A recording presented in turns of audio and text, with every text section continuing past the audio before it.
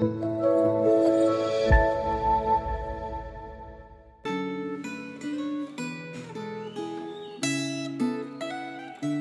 saudara yang dikasih Tuhan, kembali lagi dalam Refleksi Gema. Hari ini kita akan merenungkan dari kitab Hakim-Hakim pasalnya yang terakhir. Sebelum kita mulai, mari kita bersatu di dalam doa. Terima kasih Tuhan buat kesempatan hari ini kami mau belajar firman Tuhan. Taruhlah hikmat bijaksana dalam hati setiap kami, agar firman Tuhan yang disampaikan boleh melekat, boleh kami mengerti, dan terutama beri kami kerinduan untuk mau melakukannya dalam hidup kami. Di dalam nama Tuhan Yesus, kami berdoa. Amin. Bapak Ibu Saudara, firman Tuhan terambil dari kitab Hakim-Hakim 21. Saya akan bacakan beberapa ayat untuk kita. Saudara silakan menyimak dalam Alkitab saudara masing-masing. Hakim-Hakim 21 ayat pertama berkata, orang Israel telah bersumpah di Mispa, katanya, seorang pun dari kita tidak akan memberikan anaknya kepada seorang Benyamin sebagai istrinya.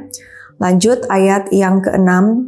Orang Israel merasa kasihan terhadap suku Benyamin saudaranya itu. Mereka berkata, pada hari ini satu suku terputus dari orang Israel. Apa yang dapat kita lakukan bagi orang-orang yang tersisa itu supaya mempunyai istri? Lanjut lagi ayat yang ke-11. Tetapi inilah yang harus kamu lakukan. Setiap laki-laki harus kamu tumpas, begitu pula setiap perempuan yang pernah tidur dengan laki-laki.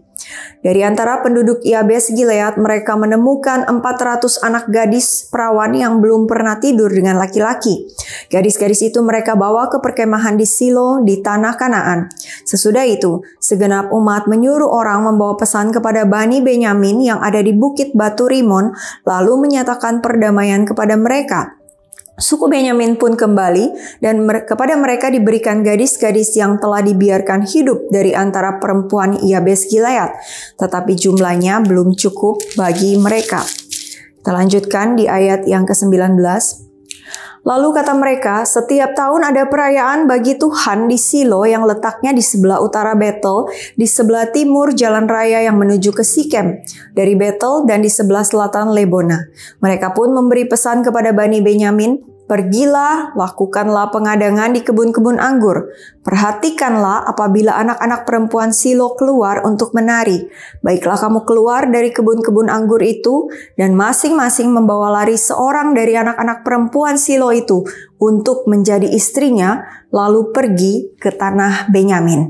Demikian jauh pembacaan firman Tuhan.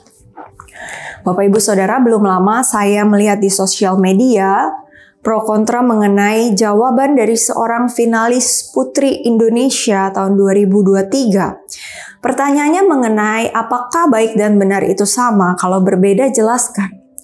Lalu dia menjawab, berbuat baik sudah pasti benar karena dilandasi hati nurani dan adab.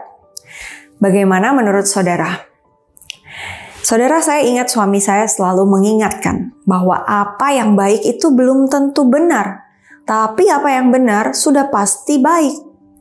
Nah, di dalam pasal terakhir kitab Hakim-Hakim ini kita melihat bagaimana tindakan asusila yang dilakukan oleh suku Benyamin di Gibea terhadap hamba seorang Lewi mengakibatkan suku ini nyaris punah. Kota mereka dibakar, perempuan-perempuan habis dimusnahkan, hingga hanya tersisa 600 orang pria. Lalu demi melestarikan suku Benyamin, apa cara yang dilakukan oleh bangsa Israel? Yang pertama tadi, kita sudah baca, mereka membunuh penduduk Yabes Gilead yang telah menikah, perempuan atau laki-laki, sehingga tersisa gadis-gadis perawan untuk dijadikan istri bagi suku Benyamin. Yang kedua, para pria suku Benyamin diizinkan untuk melarikan anak perempuan yang sedang menari pada acara perayaan di Silo. Kalau mendengar dua solusi tadi, tujuannya baik ya saudara, untuk melestarikan suku Benyamin supaya tidak musnah. Tetapi apa benar dengan cara demikian? Tidak ada tuh Tuhan memerintahkan mereka untuk melakukannya, tapi mereka melakukan apa yang mereka anggap baik. Padahal itu tidak benar di mata Tuhan. Saudaraku, dalam hidup kita, tak jarang kita dengar orang berkata, yang penting kan selama kita hidup kita berbuat baik. Tapi ternyata apa yang baik belum tentu benar loh di mata Tuhan. Kalau begitu percuma saja kita berbuat baik ya. Contoh nih saudara, ingat kisah Saul ketika dia menumpas bangsa Amalek. Tuhan perintahkan jangan rampas harta sedikit pun. Tapi apa yang dilakukan Saul? Dia mengambil hartanya, ternak yang baik. Lalu apa yang dia lakukan? Dia persembahkan kepada Tuhan. Tujuan Saul baik ya, untuk memberi persembahan kepada Tuhan. Tapi ternyata itu tidak benar di mata Tuhan. Akibatnya dia tidak boleh lagi menjadi Raja Israel. Contoh yang lain dalam kehidupan kita. Kita nggak mau nih anak kita sakit karena makan sembarangan. Lalu kita selalu bilang, kamu kalau makan sembarangan nanti kamu sakit, kamu disuntik dokter loh, sakit loh disuntik dokter. Kita menakut-nakuti mereka. Baik gak tujuan orang tua? Baik saudara, supaya mereka nggak makan sembarangan. Supaya mereka nggak sakit. Tapi caranya salah. Sesuatu yang kita anggap baik bisa jadi merugikan orang lain. So, reminder buat kita melalui firman Tuhan hari ini, kenalilah apa yang benar menurut kehendak Tuhan. Melalui apa? Dengan cara terus belajar firman Tuhan.